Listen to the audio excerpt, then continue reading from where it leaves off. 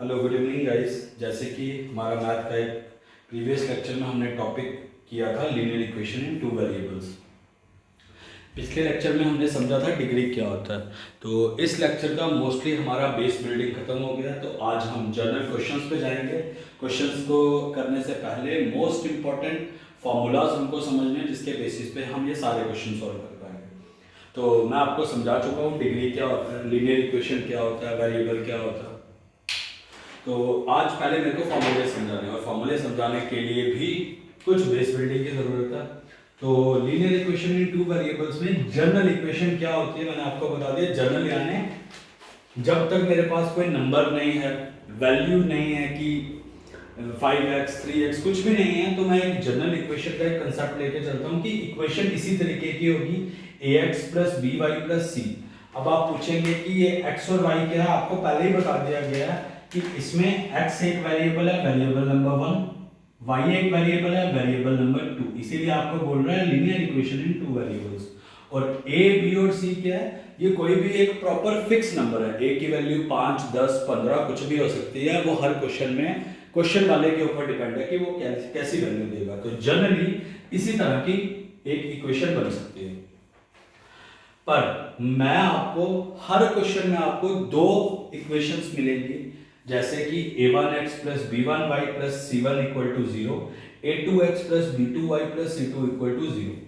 ये a1 और a2 में क्या फर्क है? a1 मतलब अगर a1 की वैल्यू, इसकी वैल्यू 5x है, 5 है, इसकी 6 हो सकती है, इसकी 7 है, इसकी 8 हो सकती है। इसलिए b1 b2 अलग अलग लिखा है कि जनरली b1 की जो वैल्यू होगी b2 की कुछ और होगी। तो दो आपको जनरल इक्वेशंस को ध्यान में रखना है कि कोई भी हमारी इक्वेशन है वो इस फॉर्म में होनी चाहिए। a1x plus b1y plus c1 equal to 0, a2x plus b2y plus c2 equal to 0। तो जो मैं तुम्हें आपको फॉर्मूला समझा रहा हूं कि फॉर्मूला हमें कैसे इन चीजों को सॉल्व करना है, मैं आपको दो इक्वेशंस आगे दूंगा। पहले हम आप फॉर्मूला समझ लेते हैं।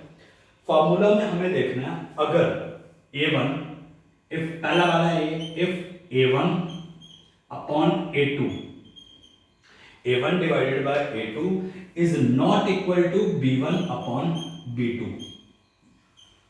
अगर a1 upon a2 is not equal to b1 upon b2 तो क्या होने वाला है?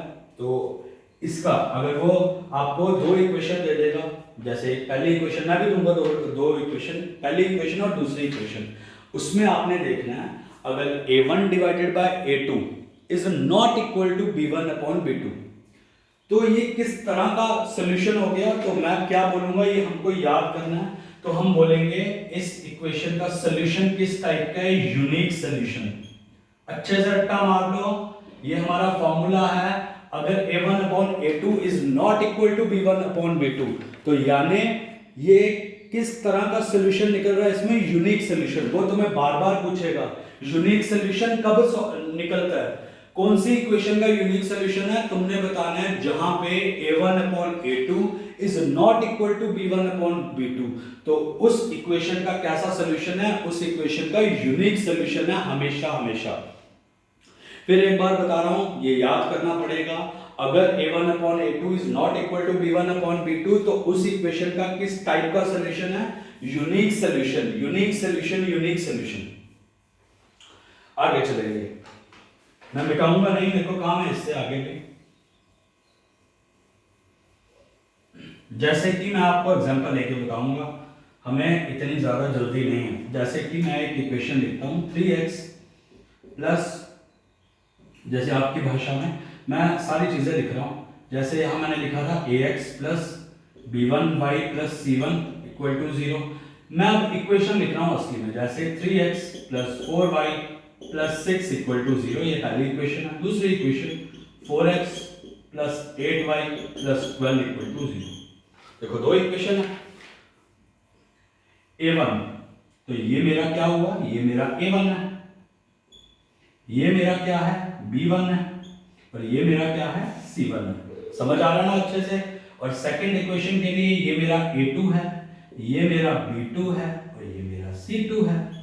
अब मेरे को पूछ रहा है, पहले मेरे को जैसे मैंने आपको फॉर्मूला समझाया, अगर a1 अपॉन a2, यहां पे a1 क्या है? 3 है, a1 upon a2 is not equal to b1 upon b2, तो उसका कैसा सोल्यूशन निकलता है? यूनिक। अब इसमें a1 की वैल्यू क्या है? 3 और a2 की 4, b1 की क्या है? 4 और b2 की 8। 3/4 अगर मैं इसको कैंसिल करूं 1/2, तो 3/4 इज नॉट इक्वल टू 1/2। तो यानी इस इक्वेशन का कैसा सोल्यूशन है? इन दोनों इक्वेशन का कैसा सोल्यूशन है? इन दोनों का यूनिक सोल्यूशन है। बस हमको यही याद रखना है कि अगर a1 upon a2 is not equal to b1 upon b2, तो उन इक्वेशंस का सोल्यूशन किस टाइप का है? उनका सोल्यूशन है यूनिक सोल्यूशन। यूनिक मतलब इन इक्वेशंस का कोई एक ही आंसर होगा, ज्यादा आंसर नहीं बन सकते इनमें। मतलब यही है, आपको सिर्फ यही याद रखना है a1 upon a2 is not equal to b1 upon b2, तो उसका कैसा सोल्यूशन होता है? यूनिक। दो तीन चीजें और याद रखनी है। पहला यूनिक सोल्यूशन, दूसरा इस सोल्यूशन को हम ये भी बोलते हैं कंसिस्टेंट सोल्यूशन। बस आपने ये दो तीन चीजें याद रखनी है, पूरा चैप्टर खत्म। यूनिक सोल्यूशन, अगर a1 upon a2 is not equal to b1 upon b2, उसका कैसा सोल्यूशन है? Unique solution. साथ में वो ये भी पूछ सकता है, यूनिक नहीं पूछेगा तो वो पूछेगा क्या इनका कंसिस्टेंट सोल्यूशन है या नॉन कंसिस्टेंट। अगर a1 upon a2 is not equal to b1 upon b2, उसका सोल्यूशन कैसा है? कंसिस्टेंट। और तीसरा एक लाइंस को लेके चलता है कि तुम्हें बस याद रखना है, अगर a1 upon a2 is not equal to b1 upon b2, तो आपस में इंटरसेक्टिंग लाइंस। क्या मतलब है? अगर जैसे मैंने ये लिया 3x plus 4y plus 6 equal to 0, ये एक इक्वेशन है। एक्चुअली में इस इक्वेशन को ग्राफ की फॉर्म में बनाया जाता है कि ये 3x प्लस 4y प्लस 6, ये इक्वेशन है। एक और जैसे 5x plus 8y plus 12 equal to 0, ये इक्वेशन ऐसी है। पर याद रखना है, अगर a1 upon a2 is not equal to b1 upon b2, unique solution भी उसी को बोलते हैं कि इसका यूनिक सोल्यूशन है, उसका कंसिस्टेंट सोल्यूशन है। और इसमें आपस में लाइन, जब a1 upon a2 is not equal to b1 upon b2 होगा, तब लाइंस आपस में इंटरसेक्ट करेंगी। बस ये तीन चीजें याद रखी, पहला वाला हमारा हिसाब किताब खत्म। इसमें तीन टाइप के सोल्यूशन होते हैं, एक आपको अच्छे से रट लेना है, a1 upon a2 is not equal to b1 upon b2, उसके कैसे कैसे सोल्यूशन हो सकते हैं? Unique solution. सेकंड, अगर पूछा है तो कंसिस्टेंट सोल्यूशन। तीसरा, अगर पूछा है कि अगर a1 upon a2 is not equal to b1 upon b2 है, तो यहां पे किस टाइप की लाइंस बनेंगी? Always intersecting. हमारा पहला हिसाब किताब खत्म। अब थोड़ा आसान रहेगा, मैंने ये समझाना। सेकंड, अगर a1 upon a2 equal to b1 upon b2 but not equal to c1 upon c2, मतलब a1 a2 equal to b1 b2 but not equal to c1 c2। अगर कुछ ऐसा हुआ तो उस टाइम पे कौन सा टाइप का सोल्यूशन बनेगा? उस टाइम पे सोल्यूशन जो बनेगा उसको हम बोलते हैं नो सोल्यूशन। ये बातें अच्छी तरह याद रखनी है। एक तो नो सोल्यूशन बोलते हैं, दूसरा हम इसको बोलते हैं इनकंसिस्टेंट। और इसमें लाइंस हमेशा कैसी बनती हैं? Parallel lines. पैरेलल लाइंस अच्छे से समझ लिया ना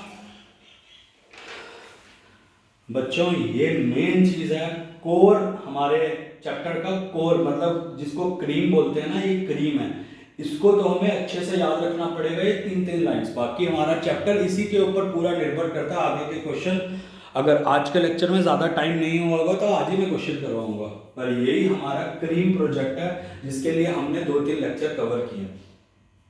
ये समझ आ गया, सेकंड वाला भी समझ आ गया। और तीसरी कंडीशन क्या बन सकती है, इन्हीं को आपने अच्छे से याद करना है। तीसरी कंडीशन क्या बन सकती है? तीसरी कंडीशन बन सकती है, अगर a1 upon a2 equal to b1 upon b2 equal to c1 upon c2, अगर तीनों एक दूसरे के इक्वल हैं, उस टाइप पे कैसा सॉल्यूशन बनता है? Infinite solution. Second, consistent solution. और थर्ड, उस टाइम पे लाइन क्या करेंगी? कोइंसाइड। अब कोइंसाइड लाइंस का क्या मतलब है? इंटरसेक्ट का मतलब तुम्हें समझ आया? इंटरसेक्ट मतलब जब दो लाइनें एक दूसरे को किसी पॉइंट पे काटती हैं। पैरेलल का मतलब समझ आया? जब दोनों लाइंस एक दूसरे से मिलती नहीं है पर सेम डिस्टेंस पे चलती रहती है। कोइंसिडेंट मतलब एक लाइन दूसरी लाइन के ऊपर ही बनी हुई है, जैसे ये लाइन इसी के ऊपर दूसरी लाइन बनी है, उसको हम बोलते हैं कोइंसिडेंट। तो हमें ये तीन चीजें याद रखनी है बस, बाकी